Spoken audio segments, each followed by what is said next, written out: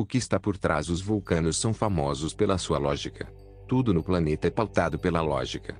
Desde a vida particular até as questões com outros planetas. Esta lógica foi conseguida reprimindo-se as emoções. No passado foram uma espécie violenta e quase desapareceram. A solução que encontraram foi reprimir as emoções e ficar só com o mental. Essa é a razão de darem tanta importância à lógica. A questão aqui é que lógica não é uma coisa exata. Quando se fala de lógica, pensa-se em matemática e parece que se algo tem uma aparência lógica é porque deve estar certo. A questão é que lógica tem níveis. Quanto maior a capacidade de abstração da pessoa, mais profunda é a lógica que ela acessa. Quem não estudou assuntos abstratos tem uma capacidade limitada de chegar a uma conclusão lógica. Quem pensa em termos abstratos consegue uma capacidade lógica maior e assim por diante. Exemplo: vamos construir uma casa. Quanto gastaremos de tijolo, cimento, cal, areia, ferro, etc. Vamos escrever um programa de computador muito complexo, que levará horas e horas só pensando na estrutura do programa.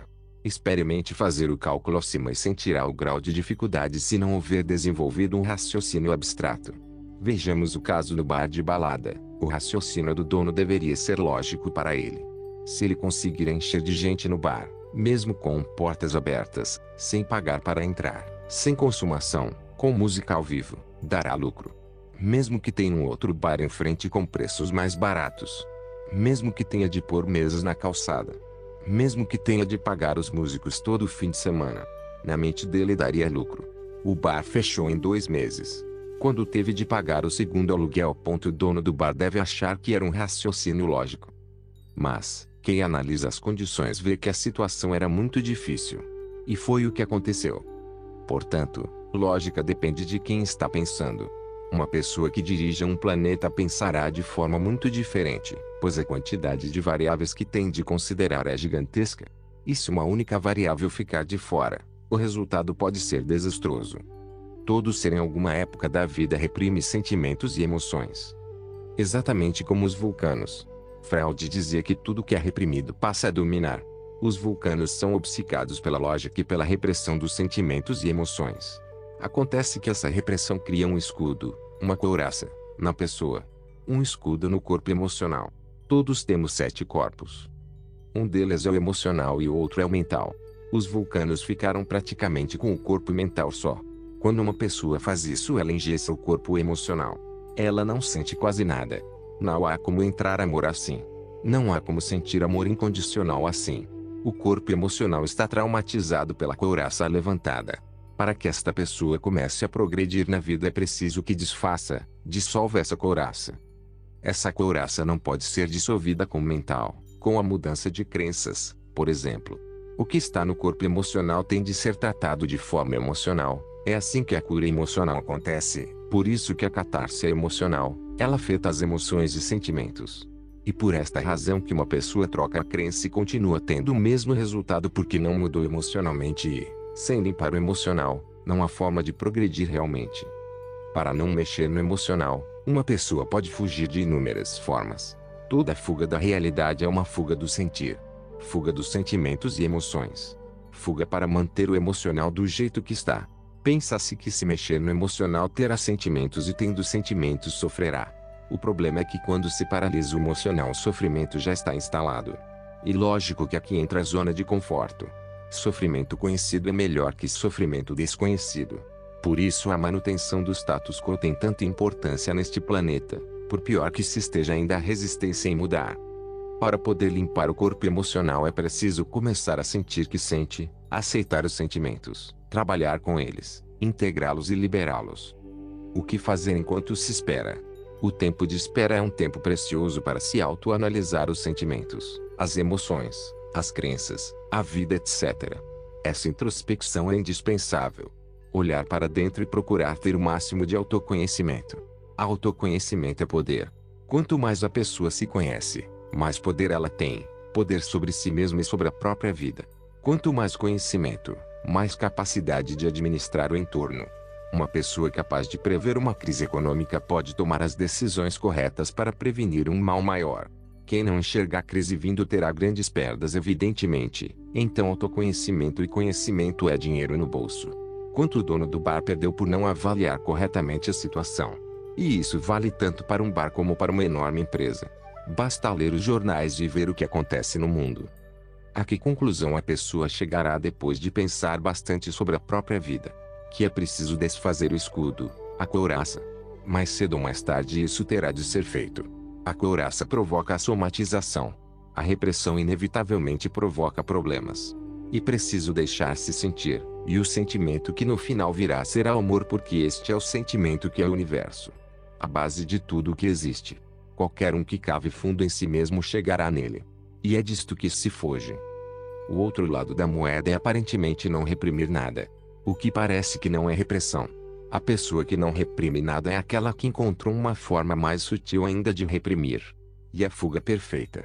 Dando vazão a tudo consegue se fugir de sentir amor incondicional, e quando se foge do amor os problemas são inevitáveis.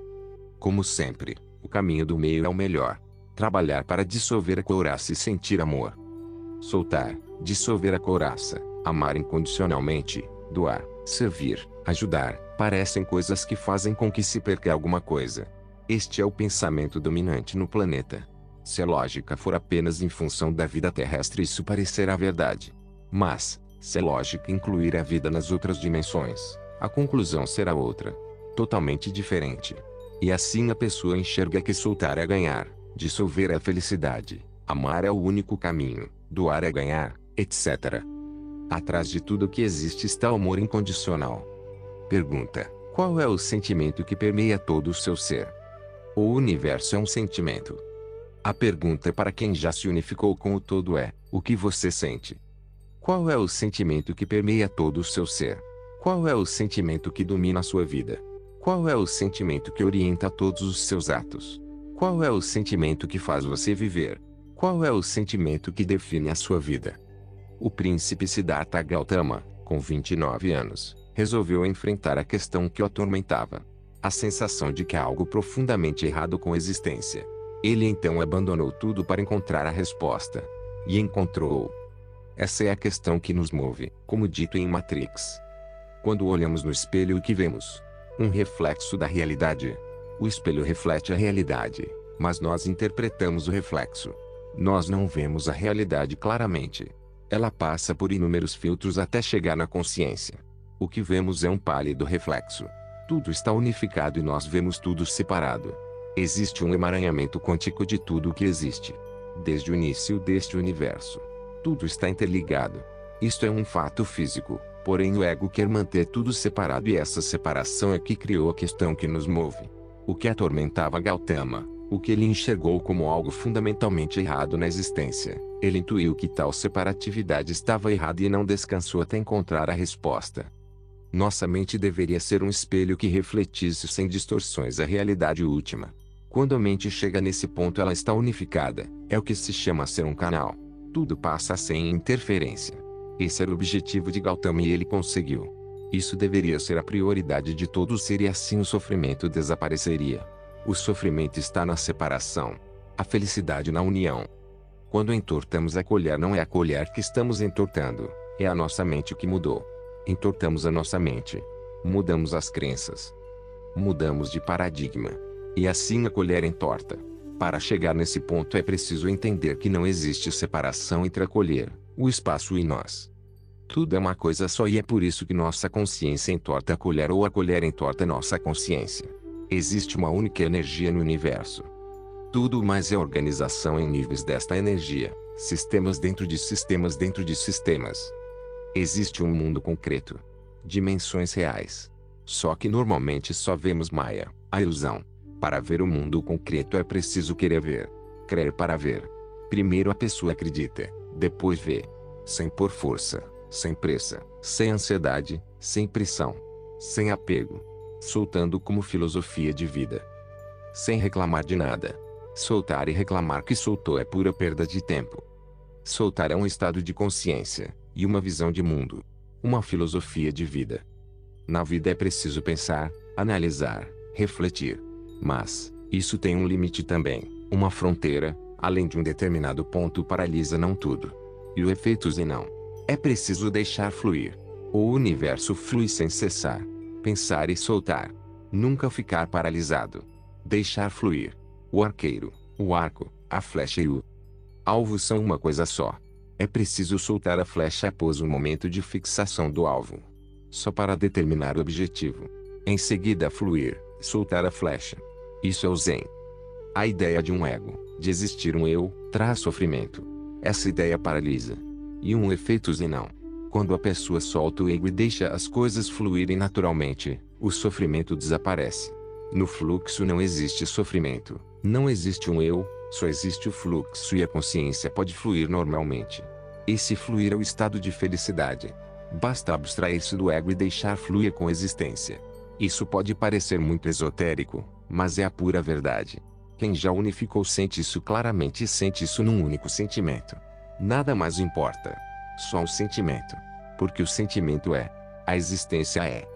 Por isso ser ou não ser é a questão. No início existem momentos de fluxo, mas com o passar do tempo só existe o fluxo. O momento é o fluxo eterno. Nada mais importa. Só o fluxo. Nesse ponto estamos imersos na realidade última. Nesse ponto não existem palavras que possam descrever a sensação e o sentimento, só vivenciando para saber como é. Por isso o tal não pode ser explicado, tem de ser vivido. Este é um momento de puro Zen. Moapels diz, não pense, seja. Isso é o fluxo da realidade última. Quando libertamos a mente, é nesse estado que chegamos. E libertar a mente é enxergar as crenças que aprisionam. Enxergar a realidade nua e crua. Quando chegamos nesse ponto, estamos prontos para optar por ser um Bodhisattva. Guiar por compaixão. Olhos de ver. Quando uma nave é enviada a Marte, por exemplo, ela é programada com um paradigma. O paradigma dos cientistas humanos. De uma massa de dados infinita, os sensores só enxergam o que o paradigma programado quer ver. As informações são infinitas, mas são filtradas pela programação dos sensores. Só veem aquilo que querem ver. Qual a diferença entre um técnico de futebol e outro? Porque quando troca de técnico o time joga diferente. Se as regras são definidas cientificamente, por que há diferença entre os técnicos? Qual a diferença entre um ser e outro? Economia não é uma ciência exata ou não? Existe um prêmio Nobel para economia. A questão é que é sempre o grau de consciência de cada um. Uma pessoa enxerga e outra vê de forma diferente. O fato objetivo, científico, é o mesmo, mas a interpretação é completamente diferente.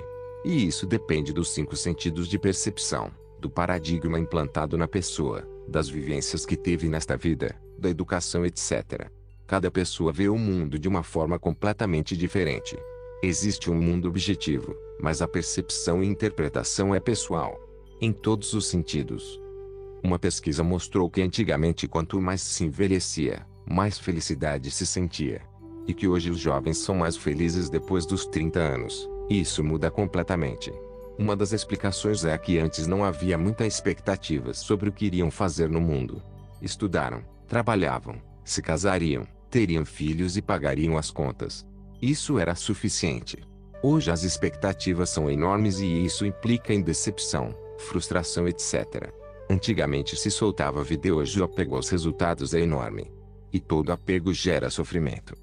Ter momentos de prazer é uma coisa e ser feliz é outra. Quanto mais comemos uma sobremesa, mais precisaremos comer para sentir o mesmo prazer. E como um vício, o acúmulo de sensações não gerará mais felicidade. A felicidade é conseguida ajudando aos demais. Quando se faz isto, o nível de endorfinas aumenta. Quanto mais se ajuda, mais endorfina temos. O estado de felicidade em última instância independe de sentir prazer. Um monge pode ser perfeitamente feliz e estar completamente fora do mundo. Isso depende de cada monge. Também pode-se ser monge e estar infeliz caso haja apego ao mundo. É possível ter coisas e ser feliz, mas as coisas por si sós não farão a felicidade. A felicidade vem em primeiro lugar, o resto é acréscimo. As pessoas de mais idade podem se lembrar que se falava que no futuro as máquinas fariam o trabalho e as pessoas poderiam ser mais felizes com tempo livre para esportes, artes, etc. Aconteceu justamente o contrário. O tempo passou a ser monetizado. Tempo virou dinheiro e quando isso aconteceu o tempo ficou escasso porque é medido em dinheiro. Qualquer atividade pode ser medida em termos de dinheiro ganho ou perdido. Quanto tempo a pessoa gasta almoçando? Transforme isso em valor. Veja a reação. Compare quanto tempo você espera uma página ser carregada na internet e decide ir para outra página. Quanto mais recursos uma pessoa tem, mais os problemas emocionais encobertos virão à tona. Quando se está lutando pela sobrevivência, os problemas ficam enterrados, mas assim que isso é resolvido, eles aparecerão. E por isso que mais dinheiro não faz a felicidade. Resolva os problemas financeiros e econômicos de uma pessoa e veja a reação dela. Toda a questão existencial aparecerá. Outra coisa comum no mundo inteiro é a autossabotagem pelo medo de ser feliz. Existe um paradigma que diz que se formos felizes, coisas ruins acontecerão. Antigamente se falava que depois do riso vinha a dor. Essa expectativa negativa sobre a vida é verdade para a maioria da humanidade. Esse é o paradigma do sofrimento, que é preciso sofrer para ser feliz. E por isso que sempre que as coisas estão melhorando, as pessoas sabotam isso, na maior parte das vezes. Veja quantas pessoas conhece que sistematicamente estão melhores, mais felizes, mais produtivas, ano após ano. Compare depois de 10, 20 ou 30 anos. Normalmente em 3 meses a autossabotagem aparece. Assim que os primeiros sinais de mudança para ser feliz aparecem. E isso é porque existe um paradigma vigente na humanidade, de que é preciso sofrer. Quanto mais esperamos conseguir uma coisa, mais infelizes podemos ficar. Quanto mais desejo, mais frustração e ansiedade. E por isso que soltar é absolutamente científico. Quanto mais soltamos, mais felizes somos, porque não há ansiedade, nem pressão. Todo o resultado é bem-vindo porque não foi posto pressão para se conseguir. No mundo dos negócios isso é a pura verdade. Abre-se um negócio esperando ganhar muito, sem um estudo de viabilidade econômico. Só com esperança. Se fizer um estudo, a esperança diminui porque aí temos a verdade sobre o mercado. Então o negócio é aberto na esperança de que dê certo, sem se considerar as variações de mercado, os ciclos econômicos, as bolhas, as mudanças macroeconômicas, concorrentes, etc. Então vêm as dificuldades e dívidas. E aqui que entra a questão do técnico de futebol. Um empresário enxerga e outro não. Embora pareça ser uma coisa racional, a economia depende da interpretação das teorias econômicas. E abrir um negócio é algo puramente interpretativo. Que tipo de publicidade devemos fazer? Para que público-alvo? Que produto lançar? Que preço colocar? Continuar fornecendo mesmo quando o cliente não está pagando? Cortar o fornecimento mesmo se o cliente for uma enorme multinacional? Essas questões parecem muito racionais e fáceis de responder. Veja a quantidade de pessoas que perdem o que têm por não saber responder corretamente essas perguntas. Ter olhos de ver implica em perceber a realidade o mais claramente possível. E isso depende do filtro, do paradigma que se está usando no momento. Vejam bem, não é a realidade objetiva que estamos usando como filtro, é apenas um filtro, o sistema de crenças, que usamos para definir o que é bom ou não é, o que dá felicidade ou o que não dá. Uma leve mudança no paradigma pode representar a diferença entre sofrer e ser feliz. Uma simples crença trocada pode fazer toda a diferença. Tanto para quem estava sofrendo e passou a não sofrer, como para quem estava bem e passou a sofrer. Isso aconteceu por causa de uma mínima mudança de crença. Essa é a diferença entre quem tem olhos de ver ou não tem. A boa notícia é que todos podem ter olhos de ver. Mas, é preciso querer ter olhos de ver. Contesto o que é um co-criador consciente. Somente uma pessoa que já atingiu a iluminação espiritual, como um Buda, pode co-criar sem dificuldade. Isso foi explicado detalhadamente numa palestra. Somente um co-criador consciente pode fazer isso. E um co-criador consciente é alguém que já se fundiu com o todo. Para chegar a isso é preciso limpar toda a negatividade, todos os sentimentos negativos como raiva, ódio, ressentimento, ciúmes, inveja, dúvidas, etc. Limpar do consciente, subconsciente e inconsciente. Nesse ponto só existe amor incondicional. O colapso da função de onda é uma escolha. A escolha é feita pelo ser integral da pessoa. E a onda que a pessoa emana. Se a pessoa sente ódio, como poderá emanar algo bom? Todo sentimento negativo afeta o colapso. E por isso que as escolhas atuais da humanidade estão criando essa situação atual. São escolhas feitas sem se limpar os sentimentos negativos. Quando a limpeza aconteceu, chega-se ao estado de Buda. Torna-se um Buda. Um ser livre de desejos. Um ser capaz de soltar tudo. E soltar tudo é indispensável para co-criar. Por isso entender o Tao é tão importante. Deve-se ler livros sobre o Tao até que se entenda realmente isso. Soltar é desapego. E somente quando se desapegou de tudo é que se pode co-criar. Isso tem de ser. vivenciado e um sentimento. E por isso que se fala que o tal não pode ser explicado. Ele tem de ser vivido. Não é uma técnica. É uma filosofia de vida. O todo não se deixa vencer em generosidade. Quando uma pessoa dá de si, solta o ego completamente, ela receberá dádivas divinas infinitas. Mas, isso não pode ser um negócio. Quando dá generosamente não se pensa em troca nem em negócio. Dá-se porque só existe amor incondicional, porém, não confundir isso com ser explorado pelos demais. Amor incondicional é fazer o bem incondicionalmente, até por um chefe de campo de concentração. Só que fazer o bem para ele é fazer com que ele entenda o que é o amor e isso pode levar muito tempo e trabalho. Portanto, para colapsar como um co-criador é preciso um longo trabalho de limpeza interior. Essa deveria ser a prioridade de todo ser consciente. A transferência de informação é uma ferramenta importante para auxiliar na iluminação espiritual. Pondo-se o ego a serviço do todo, a iluminação pode acontecer numa encarnação. Ninguém precisa ficar sem esperança na vida. A conscientização coletiva está acontecendo cada vez mais. O futuro da humanidade é brilhante. Basta uma troca de paradigma para isso acontecer.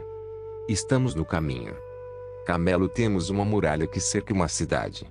Caravanas chegam e partem o tempo todo. Quando anoitece, as portas são fechadas e só sobra um pequeno buraco na muralha por onde podem entrar as caravanas atrasadas. É um buraco apenas suficiente para passar bem apertado um camelô, que passará se ralando pelo buraco, fundo de uma agulha.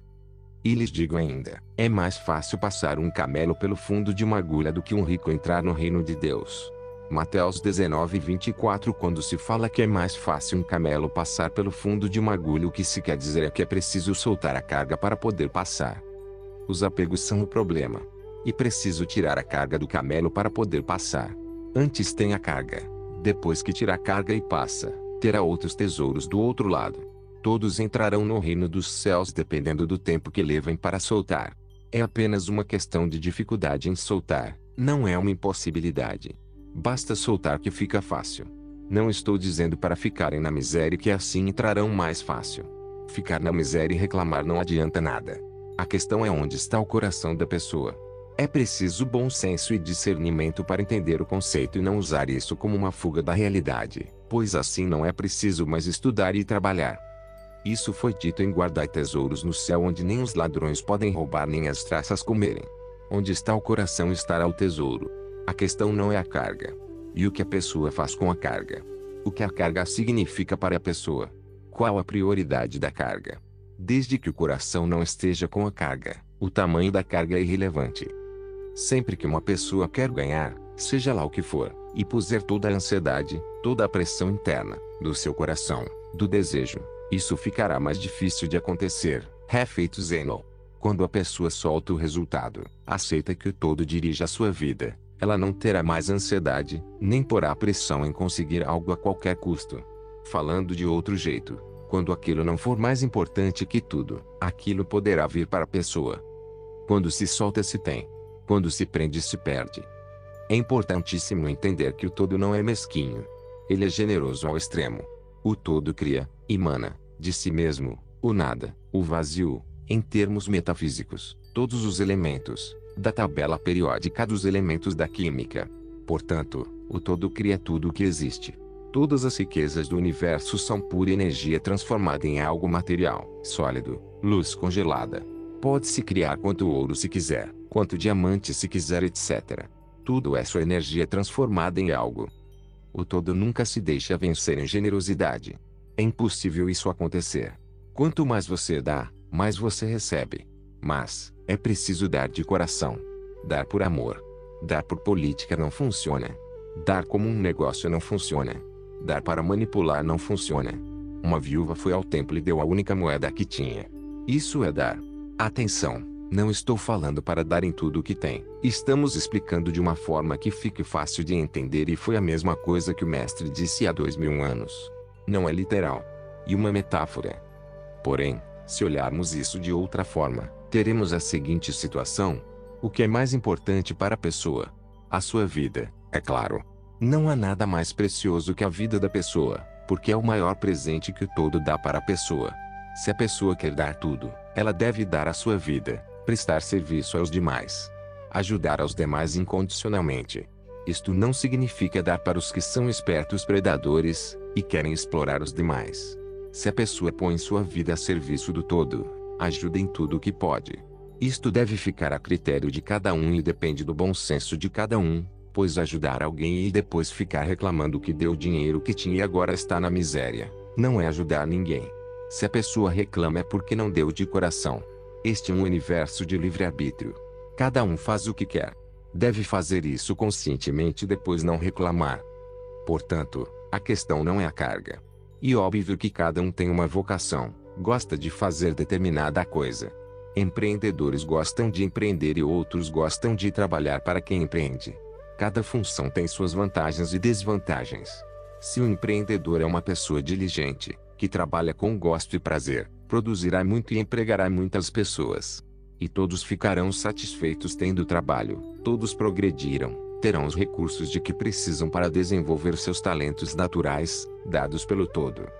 Se a riqueza vem do trabalho em larga escala, riqueza sempre vem da produção em larga escala, e isso na mente da pessoa é apenas uma consequência do trabalho. Seu coração não está nisso, é perfeitamente normal que seja rico. Sempre considerando que todos os que trabalham devem ganhar um salário justo que garanta a sua vida. É muito importante considerar o tamanho da mais-valia para definir um salário. Quem entendeu o que estou explicando não terá nenhuma dificuldade em definir o quanto é uma mais-valia em que todos ganham justamente. A questão é o conceito do que significa o camelo passar pelo fundo da agulha. Como também até onde vai a toca do coelho. A lógica do sofrimento. Vejamos um caso real. Qualquer semelhança com outros casos terrestres é mera coincidência.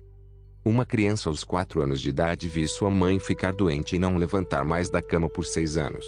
Seu pai é ausente. Está sempre trabalhando. É criada pela avó, já uma senhora de idade. Esta criança cuida da sua mãe todo o tempo. Nesta situação a criança não tem ninguém que lhe explique como é o mundo, como funciona o mundo, que tipo de pessoas existem no mundo, etc. Ela faz uma projeção. Acredita que todos no mundo são bons, que querem ajudar aos demais, que se sacrificam pelos demais, justamente como ela faz, etc. Este tipo de visão de mundo inevitavelmente leva à desilusão, ao engano, à perda, à manipulação, ao sofrimento. Isso é o que se chama visão romântica da vida. E esse tipo de visão é muito persistente. Enxergar que o mal é uma coisa absolutamente real é uma coisa difícil de fazer e aceitar. À medida que vai crescendo, esta criança vai percebendo que o mundo não é exatamente como ela pensa que é. Sofre castigos físicos e morais. É condicionada a acreditar em certas coisas completamente erradas. Quando se bate em alguém e fala-se algo, isso fica perfeitamente gravado no inconsciente. E o tipo de programação que leva tempo para ser desfeito. Quando começa a trabalhar, esta pessoa é explorada até os ossos. Cada emprego é mais explorador que o anterior. Mas a pessoa acredita que é assim mesmo e que deve dar o melhor de si em tudo o que faz. Quanto mais o tempo passa, mais problemas acumulam-se na vida desta pessoa. Na prática, esta pessoa está sendo bem treinada para o que fará no futuro. Somente uma dose cavalar de realidade terrestre pode preparar uma pessoa para fazer algo construtivo no futuro. Um empresário espanhol disse que se alguém acha que será empresário de sucesso sem sofrer, está completamente enganado. Disse que a pessoa receberá golpes a mais golpes durante a vida. E só assim poderá ter êxito. É com acento circunflexo o tipo de coisa que ninguém quer ouvir, mas é a mais pura verdade. Normalmente, quando um pai tenta preparar os filhos para essa realidade, ele encontra forte oposição do resto da família. É taxado de ditador, tirano e coisas piores. A falta de educação real para a vida só pode ser compensada pela leitura sem parar de ler livros de todos os tipos. Aprender nos livros como é a vida real. Como dizia Giuseppe Campbell, a vida como ela é. E exatamente o que esta pessoa fez. Aprende lendo e aprende na prática sofrendo. Se isso é visto como um ensinamento, este sofrimento vale ouro. É um treinamento. Exatamente como se treinam as pessoas para irem para a guerra. Sua mãe continua doente por 40 anos até falecer, a maior parte deste tempo na cama como inválida. Este tipo de situação leva a inúmeros conflitos de todos os tipos. Econômicos, familiares, etc. Esta pessoa tem inúmeros empregos e trabalhos porque nesse ponto da vida já entendeu que somente tendo muita experiência poderá enfrentar o mundo.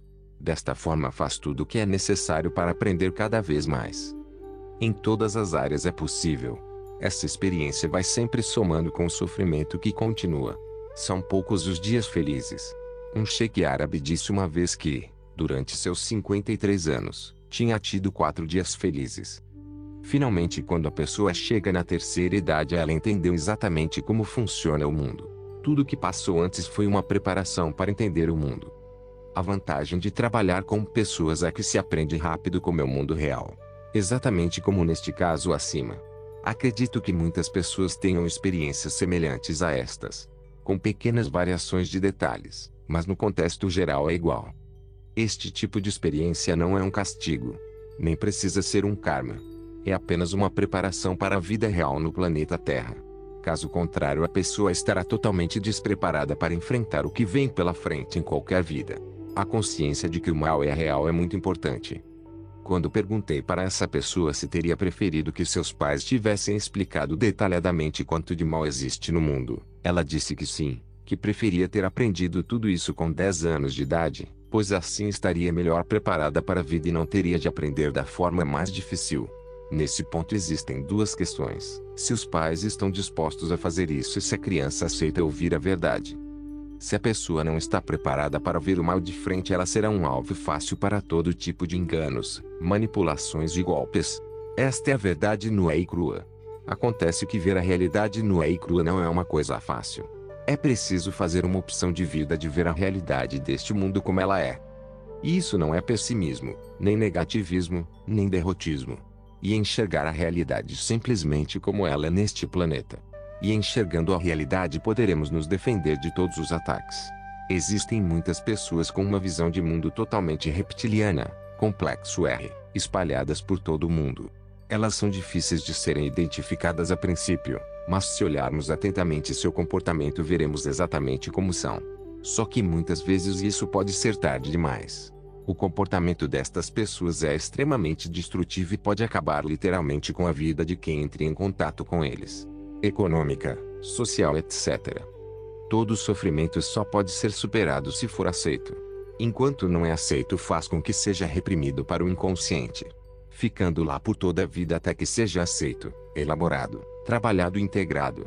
Desta forma estará resolvido. O sofrimento acaba e fica só a memória dos ensinamentos. Rejeitar um sofrimento que não podemos evitar só causa mais sofrimento. Existe uma razão para aquele específico sofrimento estar acontecendo, é preciso olhar para dentro e analisar qual é a causa disso e trabalhar para resolver a causa. Buda e Lao-Tse entenderam isso perfeitamente. Explicaram que, soltando o sofrimento, ele acaba. Soltar é equivalente a aceitar. A rejeição para porque a pessoa soltou. Ela se desapega do sofrimento e ele pode ir embora. Sócrates também entendeu perfeitamente isso e agiu de forma preventiva para não criar sofrimento futuro para si. A cebola e a iluminação. Um pântano foi parcialmente aterrado para a construção de casas. Em uma dessas casas logo apareceu no quintal um crocodilo e por mais que o afugentassem ele não ia embora. Chamaram uma sensitiva para conversar com o crocodilo. Ela falou que ele devia ir embora e ele respondeu: aqui é o meu lugar. Este crocodilo vivia exatamente naquele local que foi aterrado. Até um crocodilo sofre no seu longo caminho de evolução. Quando descascamos uma cebola, vamos tirando camada após camada. E o mesmo trabalho que fazemos em nós mesmos para atingir a iluminação espiritual. São inúmeras camadas que devem ser abandonadas e soltas. São as imperfeições do ego, os traumas, os apegos, os medos, etc. A cada camada que soltamos vai ficando mais fácil soltar a próxima. Passo a passo. Milênio após milênio. Vida após vida. Todo sentimento reprimido torna-se dominante. Tudo que se reprime passa a dominar nossa vida. Isso não quer dizer que devemos dar vazão a tudo que sentimos. A razão existe para equilibrar isso. Os sentimentos negativos devem ser transmutados em sentimentos positivos. Para não reprimir um sentimento é preciso aceitá-lo, elaborá-lo e integrá-lo em nós. Nesse ponto a questão está resolvida. Aceitar que sente o sentimento. Sentir que sente. E trabalhar esse sentimento para que se torne positivo, caso seja negativo. A única maneira de vencer o medo é aceitar que tem medo e agir para resolver isso. A maneira de vencer o sofrimento é aceitar o sofrimento. Não fazer algo porque acha que irá sofrer, causa mais sofrimento ainda, pois acrescentou a repressão. E o sentimento irá para o inconsciente e continuará vivo e atuante. O sofrimento faz parte da evolução. E como pegar um diamante bruto e lapidá-lo? Ele não gosta disso, mas tornar-se-á uma linda joia. Outra maneira é a alegria. Aceitar o sofrimento que ocorra com alegria, sabendo que daquele sofrimento sairá algo melhor. Toda crise é uma oportunidade de crescimento. Existem dois caminhos, amor ou dor. Alegria ou sofrimento. Todos chegaram lá, mas é muito mais fácil pela alegria. Se houvesse um único ser no universo não haveria sofrimento, mas também não haveria evolução. Somente pela troca é possível acrescentar informação a si mesmo. E só com novas informações é que a evolução acontece. Por isso o universo está lotado de seres. Até os crocodilos sofrem. Tempo não linear. Na série Star Trek Deep Space Nine, existe um episódio muito interessante sobre a linha do tempo. Normalmente se pensa que o tempo é linear, que ele vai do passado para o futuro. Nesse episódio o comandante Sisko sofre uma perda terrível e o trauma permanece atuando na sua vida. Anos depois ele conhece seres extradimensionais que fazem com que ele perceba que está vivendo no passado. Ele achava que estava vivendo no presente, mas na verdade sua vida estava parada exatamente no momento do trauma. Levou um tempo para ele entender que o tempo é não linear e que ele estava preso naquele específico momento do passado. Quando ele entende isso e resolve deixar para trás, soltar o passado, a cura foi instantânea e sua vida pode recomeçar. Passado, presente e futuro são construções mentais dos humanos. Na realidade só existe um eterno agora. Tanto é que a teoria da relatividade mostrou que o tempo é relativo ao observador. E isso foi provado quando dois aviões com relógios atômicos sincronizados fizeram uma volta ao mundo em sentido contrário um do outro. E quando chegaram no ponto de partida os relógios marcavam horários diferentes. Algo que passou é considerado passado, o que acontece agora é presente e o que virá é o futuro. Essa ilusão é tremendamente persistente. Isso também é uma Matrix. Todos que já entraram na linha do tempo e voltaram no instante do trauma podem confirmar isso. No momento do trauma a pessoa toma decisões mentais e emocionais. Isso fica gravado para sempre até que seja desgravado. Para desgravar basta mudar a reação que teve naquela hora. As conclusões e decisões que teve. Mudando essa atitude naquela hora tudo é resolvido e nos próximos meses a pessoa sentirá a diferença cada vez mais. As coisas mudarão em virtude do passado ter mudado. Nada fixo. Tudo flui para frente e para trás. Por exemplo, se alguém lhe bateu e disse que você era burro, isso fica gravado no seu subconsciente e ele age exatamente como tem programado nele. A partir daí a pessoa terá dificuldades para entender assuntos mais complexos.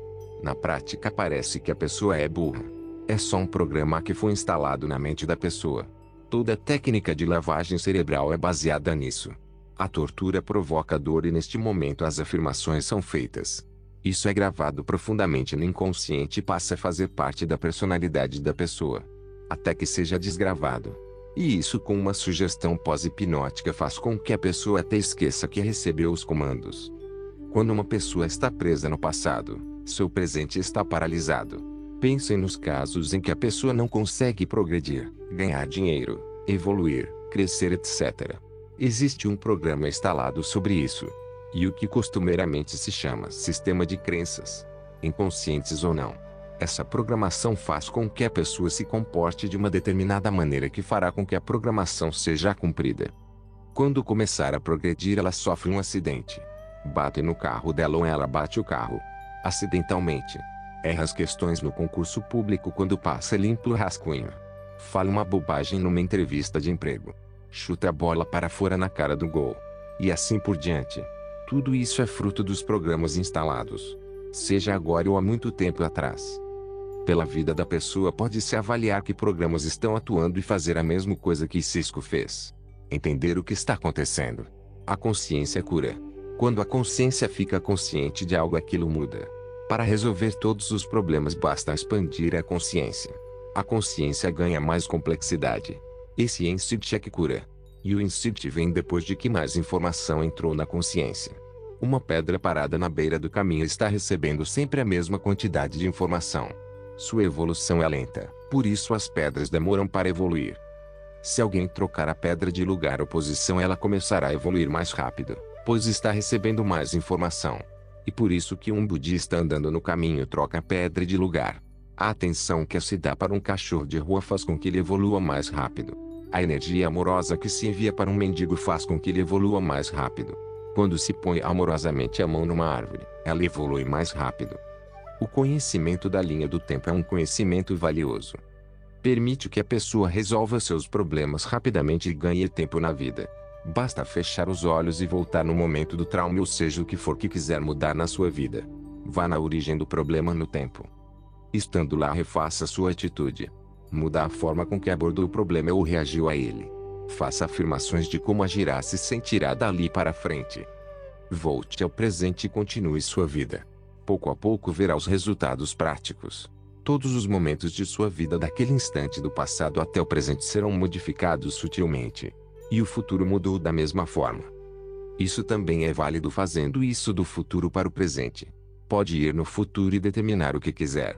Essa informação voltará para o presente mudando o que for preciso. E ficará mais fácil atingir os objetivos programados no futuro. Agora, é preciso prestar muita atenção no seguinte: nenhum poder pode ser usado para o mal ou prejudicar alguém. Quanto mais conhecimento, mais poder tem e mais responsável é. O conhecimento divulgado aqui só pode ser usado para auxiliar os demais. Pode auxiliar a si mesmo desde que não prejudique ninguém. Teoria do risco. O Prêmio Nobel de Economia de 2002, Daniel Kahneman, fez importante contribuição para entender como os humanos assumem os riscos. Ele descobriu que os humanos assumem riscos, mas detestam perdas. E esta é uma confirmação de tudo o que se vem falando desde 2500 anos neste planeta. Quando se fala para soltar, os humanos sentem uma aversão total ao conceito. E o trabalho dele provou isso. Esta é uma atitude irracional porque toda vez que se prende se perde. Todo apego gera perdas e sofrimentos desnecessários. Este universo foi feito para que ninguém perca. Todos podem ganhar se todos tiverem esse tipo de paradigma. Ganha-ganha. Só que isso é tão contra o cérebro reptiliano, complexo R, que o ego imediatamente recusa sequer entender o que é soltar. Uma pessoa culta e inteligente comprou um livro sobre toísmo, teve de ler 8 vezes para poder entender o conceito e ainda precisou de muita orientação para soltar os investimentos errados que tinha feito. A pessoa tinha feito investimentos que não conseguia mais pagar e ainda assim se recusava a soltá-los. E continuar vivendo, pois caso contrário teria um infarto com certeza. E perderia tudo. Mas, não soltava. Achava que se soltasse perderia algo. Depois que soltou tudo melhorou e hoje está em excelente situação. O medo da perda é um problema de confiança. Confiar que o universo funciona, que o todo administra tudo para o melhor de todos sempre. Hoje em dia existe uma corrente de pensamento argumentando que este universo não funcionou, que tem algo errado com o universo. Isso é acreditar que o todo não sabe o que faz, não é onipotente, onisciente e onipresente. Traduzindo, achar que o todo não é o todo. Quando o todo delega uma função, ele sabe exatamente o que está fazendo, pois foi ele que emanou aquele arquétipo. Zero arquétipo é a perfeição do todo naquele assunto, atividade ou habilidade em particular. Por exemplo, o todo quer escalar montanhas. Ele emana um arquétipo que é o alpinista perfeito. Este alpinista perfeito é o todo escalando montanhas.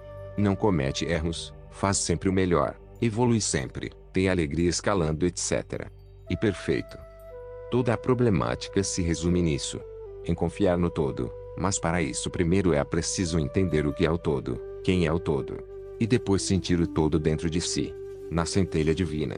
Sem sentir todo conhecimento é nada. Zero todo é um sentimento. Como se pode entender algo intelectualmente se a essência daquilo é um sentimento? Pode-se criar conceitos e conceitos intelectuais, mas eles não serão a verdade. Para entender o todo é preciso sentir. E este é o problema central da humanidade desde sempre. Se sentir acha que haverá perda. Então resolve não sentir. Fecha os chakras, bloqueia tudo, levanta escudos e acha que assim evitará o sofrimento. Que assim não haverá perdas. Pois é. E justamente nesse ponto que as perdas aparecerão. Toda vez que se bloqueia a ação do todo os problemas aparecem. Inevitável. Em todas as áreas. Será que o todo quer que algum humano passe fome? As notícias mostram que existem frangos e porcos demais no mundo. É preciso matá-los para equilibrar o mercado. Enquanto isso, quantos milhões passam fome? Evidentemente quem nunca passou fome não tem a menor ideia do que é isso. Portanto, não sente a dor de quem passa fome. Então se pensa que tem algo errado com este universo. Pois tem gente passando fome, tem guerras no mundo, genocídios, mutilações, predadores, serial killers, exploração de trabalho infantil, exploração da prostituição, etc. A lista é infinita. Se o planeta Terra é assim é porque o universo está errado. O planeta Terra é assim porque seus habitantes escolheram que seja assim. É um colapso de função de onda coletivo. Caso quisessem mudar, mudaria num dia. Ou a União Soviética não acabou em dias. O que parecia impossível aconteceu em dias.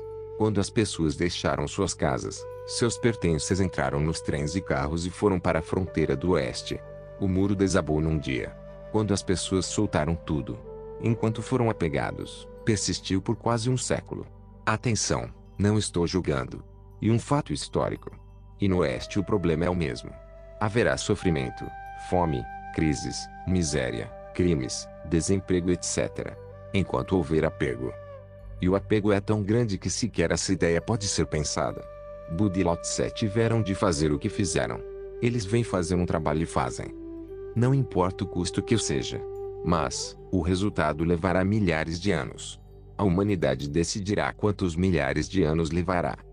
Como não se quer entender a realidade última e se acha que tem algo errado com o universo, a ideia era uma solução miraculosa que resolva tudo sem que tenha de haver evolução da consciência dos humanos. E a incoerência deste pensamento não é percebida. Se os humanos detestam perdas, como eles aceitarão que uma civilização extraterrestre venha aqui e estabeleça o equilíbrio no planeta? Johnny Nash provou o equilíbrio de Nash e aconteceu o quê? Nada. Porque o equilíbrio de Nash dá uma ideia de perda. As pessoas pensam que perderão. E os humanos detestam perder. Veja um filme Uma Mente Brilhante. Basta ver a cena do bar. Se não entende o que ele explica, se não aceita o que ele explica, como aceitará que os extraterrestres imponham uma civilização avançada onde ninguém passa fome, por exemplo? Basta pensar nessa questão, como o mundo tem de ser organizadas para que ninguém passe fome. E essa organização que os extraterrestres teriam de impor? Ou seria por consenso? Imagine os extraterrestres tendo que fundar um partido político para defender suas ideias. Com milhões de anos de avanço em relação aos terrestres. De que adiantaria toda a tecnologia extraterrestre se nada poderia ser feito sem a aprovação dos humanos? Ficaríamos na mesma. Pois hoje já existe tecnologia para que ninguém passe fome no mundo. E que acontece? Nada. Portanto, tem de ser como em Jornada nas Estrelas a nova geração. A primeira diretriz proíbe que se intervenha num planeta até que estejam evoluídos o suficiente para aceitar a federação. Por exemplo, se a federação trouxesse os replicadores de comida, o que aconteceria com todas as empresas de alimentação? Com todas as fazendas? Com todos os empregos? Com a bolsa de valores? As pessoas admitiriam perder seus empregos por causa dos extraterrestres resolverem a fome no mundo. Então por que os humanos não doam os frangos e porcos para os que passam fome? A resposta normal é porque ninguém vai querer trabalhar. Vamos supor que os extraterrestres resolvessem tudo, o que as pessoas fariam com o tempo livre? Imagine todo o tempo do mundo só para pensar. Você com você mesmo. Autoconhecimento sem parar. Não há necessidade de trabalhar. Só lazer. O que os humanos fariam com o lazer? Antes da Revolução Industrial se falava que quando houvessem máquinas os humanos poderiam ter tempo para a cultura, as artes, os esportes, a leitura, etc.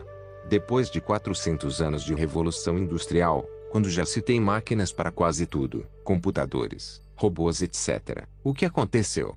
Mais máquinas e computadores resolveram isso?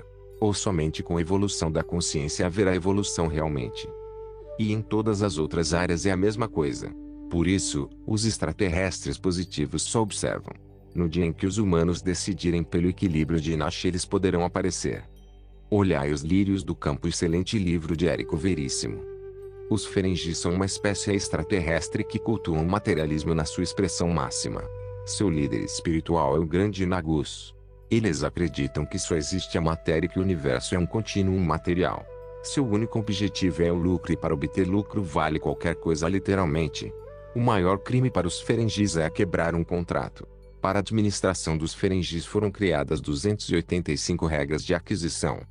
Algumas são públicas, mas muitas não foram divulgadas para outras espécies.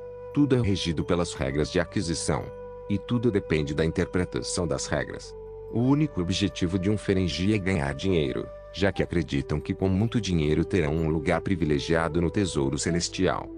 Analisando a vida dos Ferengis, vemos que eles são extremamente meticulosos nos negócios que fazem. Tudo é analisado no detalhe antes do negócio ser feito e todas as variáveis ocultas são analisadas e previstas.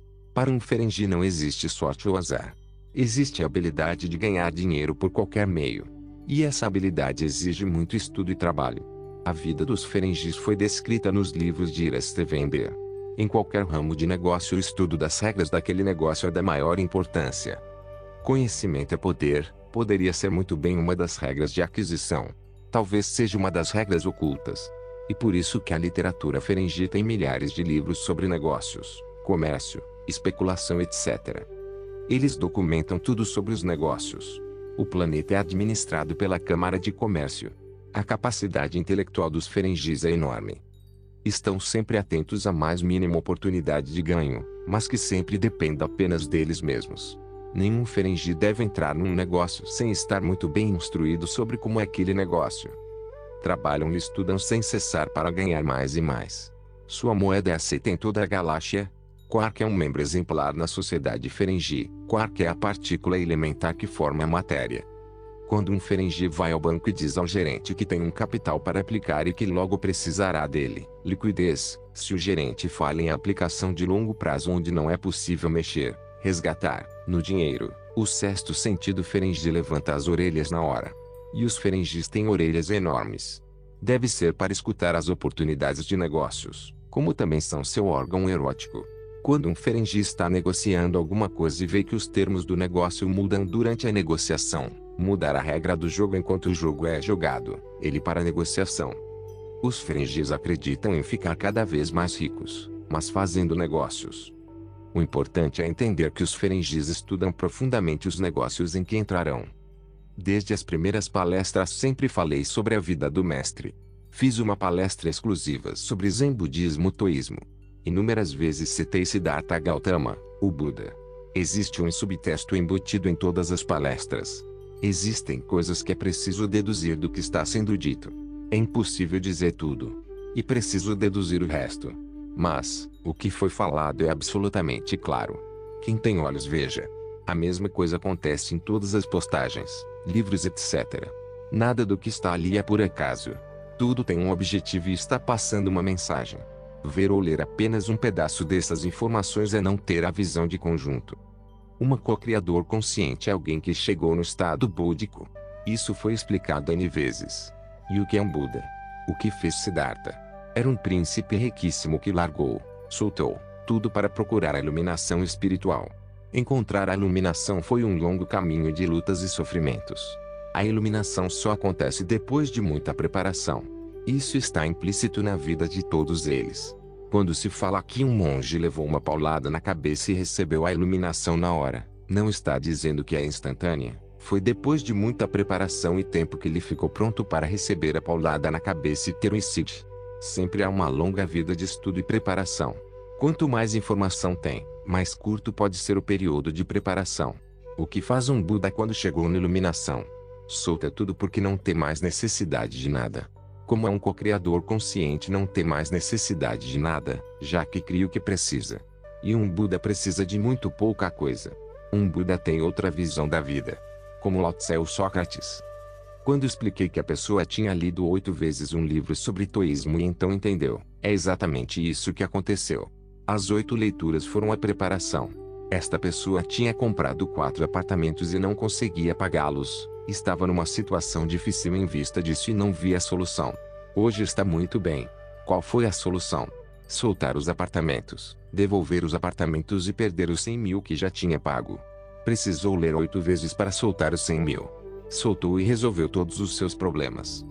O colapso da função de onda de um co-criador funciona porque ele tem 100% de certeza de que cria realidade.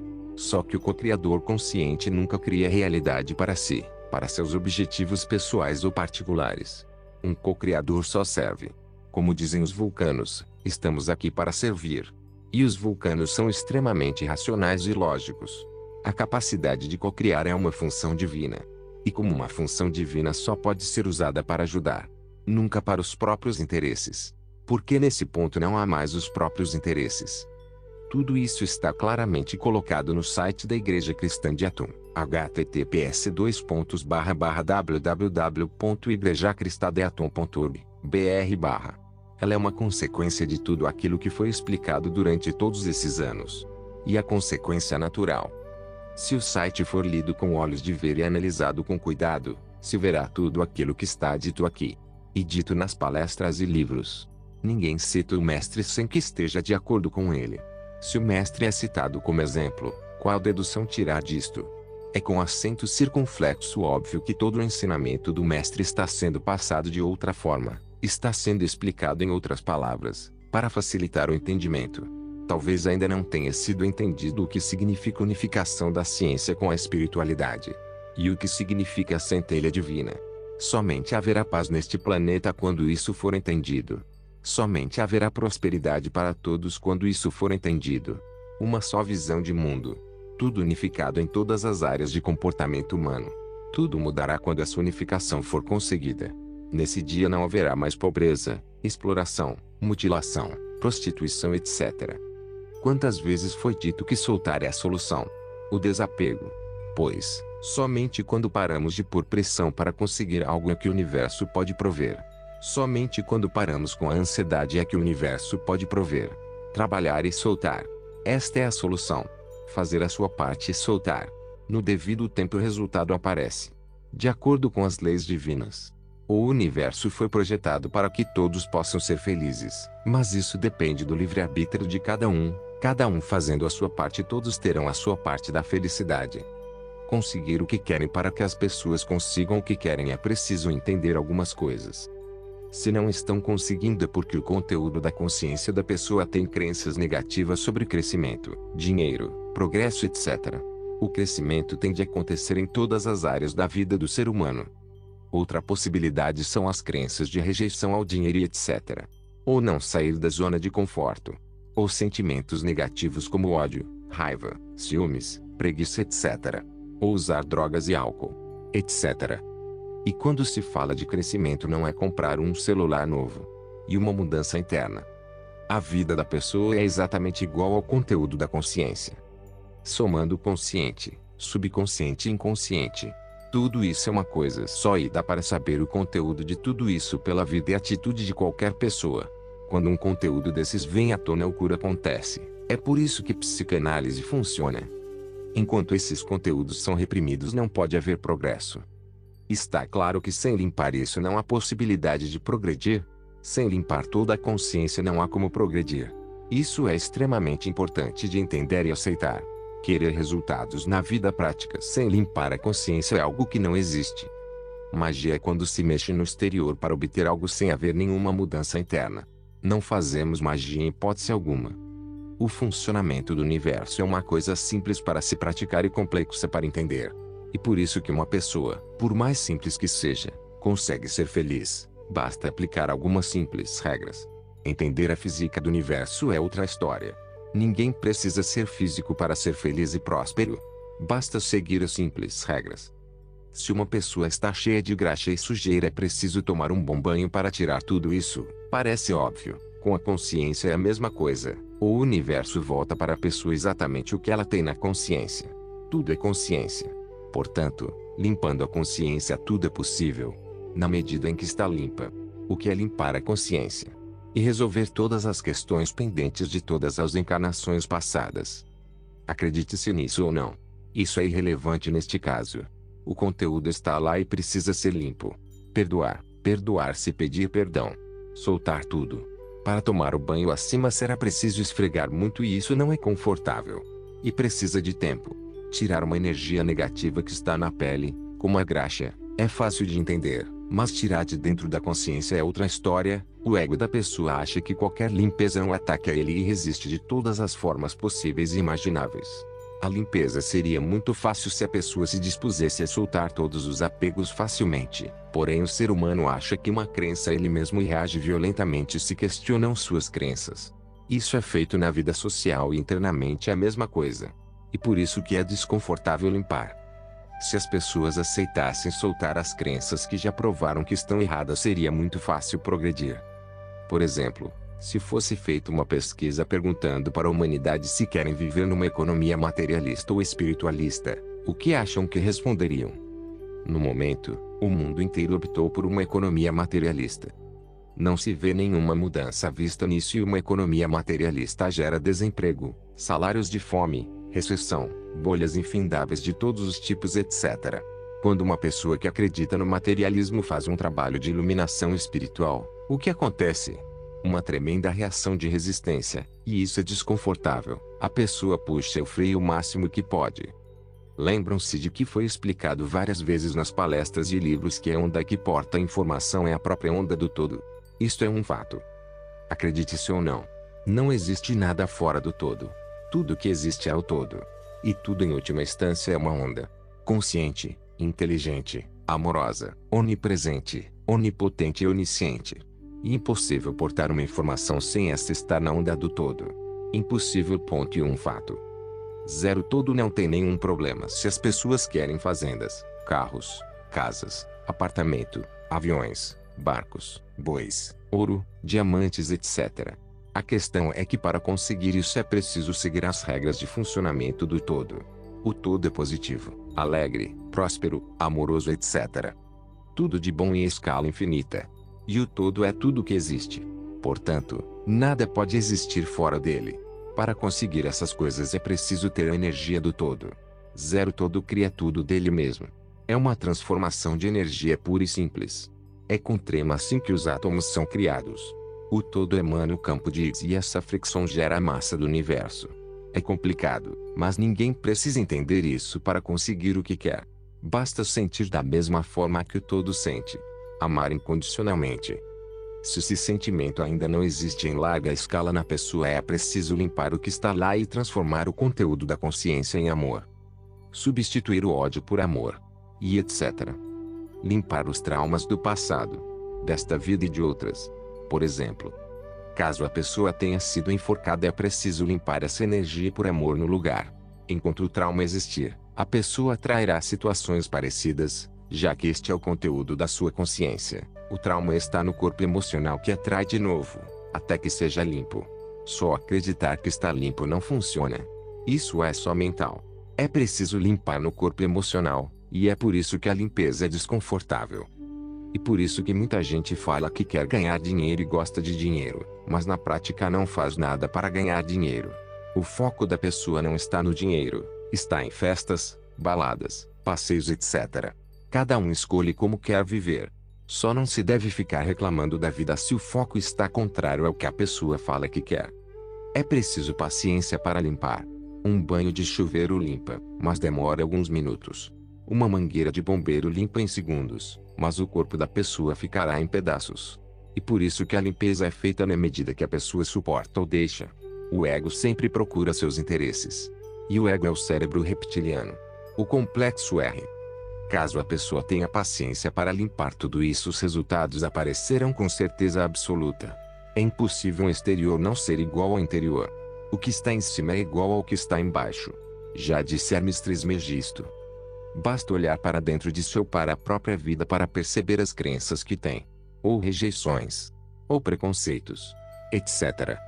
Tudo que vocês pedirem, crendo que receberam, receberão. Mais simples que isso, impossível. Crendo que receberam, o verbo no passado. Receberão, o verbo no futuro. Primeiro acredita 100%, depois recebe.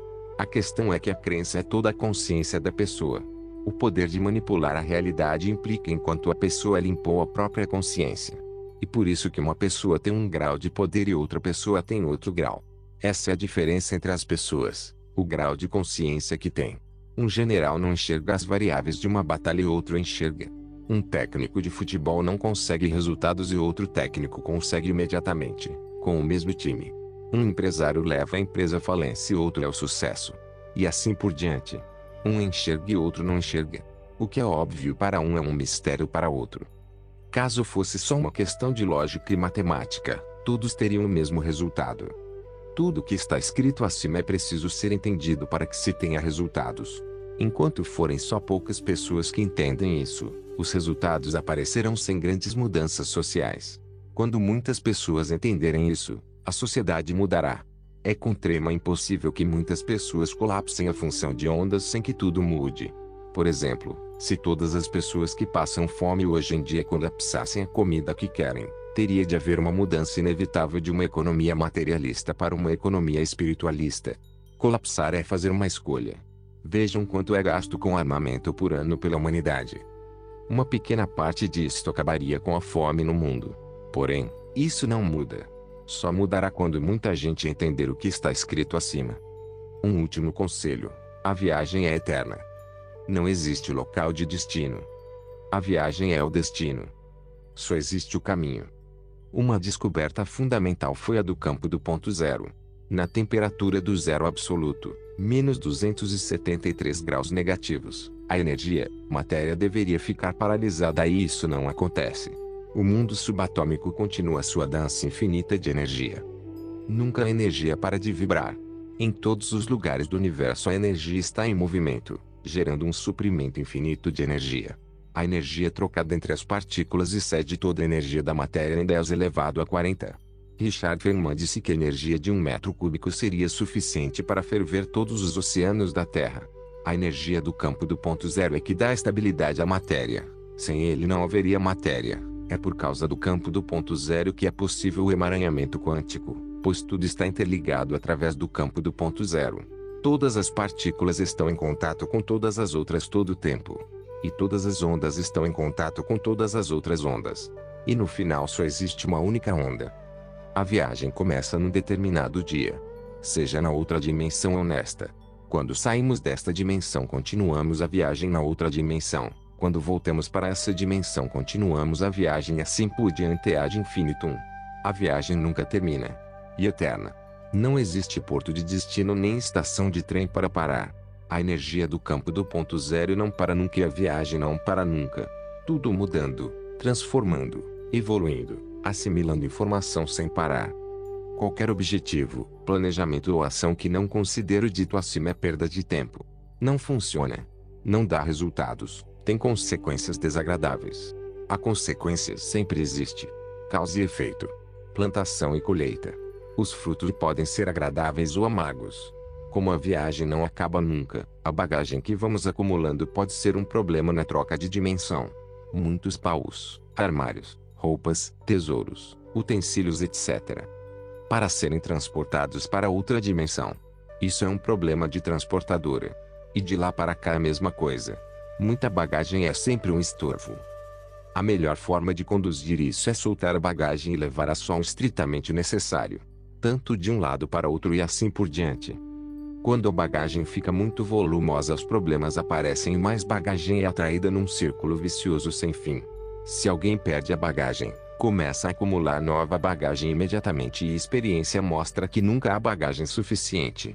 E administrar a bagagem passa a ser um problema prioritário. E a pessoa esquece da viagem só se preocupando com a bagagem. E a única coisa que importa é a viagem. Mas, isso é uma sabedoria que leva muito tempo para adquirir. Quando a pessoa entende isso, ela solta a bagagem e pode viajar mais confortavelmente. E sem preocupações.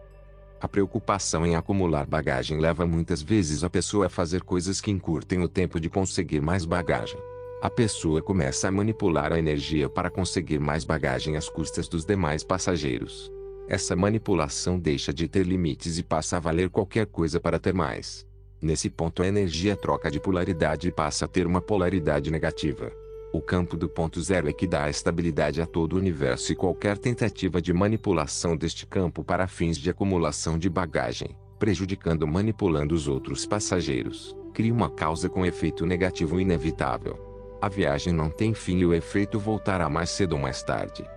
Inevitavelmente, atraímos exatamente a energia que emanamos, positiva ou negativa. Aproveitem a viagem. Conclusão: a divulgação do paradigma não real, contrário ao todo, é onipresente, embora quase ninguém perceba isso. É uma coisa que passa desapercebida e este é o objetivo na prática. Há uma incorporação inconsciente deste paradigma que está introjetado passando a parecer a coisa mais normal do mundo. Desta forma, tudo parece normal. Fazendo desta forma, a participação da maioria se torna a normalidade. Cria um sentimento de fazer parte de algo, exatamente como o instinto gregário faz. A individualidade está comprometida, mas isso não parece importar. Desta forma, a aparente solidez do paradigma é mantida pelo instinto gregário. Existe um fio sutil ligando todos que participam da manutenção do paradigma. Isso cria uma situação em que, caso uma pessoa passe a pensar diferente do paradigma, sente como se isso fosse contra seus próprios interesses. Nesse ponto, a dissonância cognitiva é tamanha que até a própria pessoa não percebe que está fazendo isso. Desta forma, o paradigma não real enredou a todos que consentem com esta visão de mundo. E somente uma questão de grau a que ponto a errônea autodissonância cognitiva chegou. Quando alcança este ponto, a possibilidade de soltar é quase nula, já que nem se consegue perceber o que é soltar. O soltar passa a ser algo anormal e contrário aos próprios interesses do ser. É uma filosofia de vida ser contrário ao todo. Cada nó desta rede imensa faz parte da sustentação dela. O fato de que tal paradigma possa existir é algo que está descrito em toda a história da humanidade. Desde os primórdios esse paradigma foi considerado normal e aceito pela maioria. E por esta razão que é tão fácil a duplicação deste tipo em qualquer lugar da Terra. Na verdade, a história é esta em todos os lugares, com raríssimas exceções. O normal é o paradigma não real. A tal ponto que qualquer explicação de que isso é normal não é entendida. O instinto gregário permite que isso aconteça. Evidentemente que isso é uma distorção, mas na prática é o que acontece. Quando a voz interior que procura o melhor em todos os aspectos emana uma luz de compreensão para que se entenda o soltar e o paradigma real, há uma reação imediata à contrária. Isso pode ser facilmente visto numa interpretação de texto que fale sobre o soltar. A distorção acontece imediatamente impedindo que se entenda exatamente o que está dito. Existe dentro de cada ser uma força inata que procura a felicidade autêntica custe o que custar. Porém, também existe uma contraforça que distorce e procura fazer com que seja normal agir de forma contrária. São as racionalizações que criam argumentos em favor do não real. Isto implica num conflito interno que traz as psicossomatizações inevitáveis. A opção pelo real ou não real tem de ser feita de qualquer forma. A racionalização disto em larga escala levará ao deserto do real. Suponhamos, então, que alguém resolva soltar. A coisa mais imponderável aconteceu. Todos à volta ficam perplexos com a mudança. Soltar faz com que tenham de repensar tudo e isso tem consequências. Pode-se perder todo o status quo adquirido com muito esforço. A incompreensão é generalizada. Acham que a pessoa ficou louca. Está no mundo, mas não é mais do mundo. Agora está livre para trabalhar, estudar e ajudar. Agora pode usar todo o potencial de vida que recebeu ao nascer. O soltar muda totalmente as regras do jogo, pois a pessoa sai do jogo. O jogo implica em trabalhar até certo ponto, em estudar até certo ponto e ajudar até certo ponto. Implica em não entrar nos problemas alheios, em transferir os problemas para outros resolverem, em ignorar os problemas, em fugir da realidade, etc. O jogo mantém tudo funcionando porque mantém o paradigma não real no mundo. Quando alguém sai do paradigma não real, ele afeta o mundo todo, mesmo que não perceba isso. E isso pode ser feito onde cada um está no momento. Não há necessidade de mudar de vida, de local, de trabalho, de relacionamento, etc. E justamente onde se está que se é necessário. E a semente de mostarda em cada local no mundo. Mostrar pelo exemplo, sem alarde nem propaganda. Sem ego, sem esperar recompensa, sem esperar nada. Apenas fazer o que tem de ser feito. Esta é a força do soltar em cada lugar em que haja um ser humano no planeta. Uma pequena porcentagem muda tudo. Sem fazer alarde de que mudou. Há 2000 anos, quando se perguntava como se identificar os cristãos, a resposta era: veja como se amam. Quando Buda soltou, estava sentado embaixo de uma árvore. Sócrates soltou quando não quis prejudicar ninguém. Lao Tse soltou quando escreveu o Tao Te Ching. Soltar é uma atitude interna invisível para os demais. Na prática, ninguém percebe quem solta. Somente pelas atitudes se pode perceber. Não há apego, nem busca de aprovação, nem nada que aprenda aqui, mas a pessoa continua trabalhando, estudando e ajudando. E esta é a questão que provoca a perplexidade. Um eremita que solta ninguém vê, mas alguém dentro de uma civilização, isso é profundamente transformador. Evidentemente, que isso deve ser feito com plena consciência das consequências. Isso não pode ser feito como uma tática. Isso tem de ser de dentro do coração. Ser real, pois a oposição será ferrenha. E se isso for feito sem convicção, Não durará nem 10 minutos.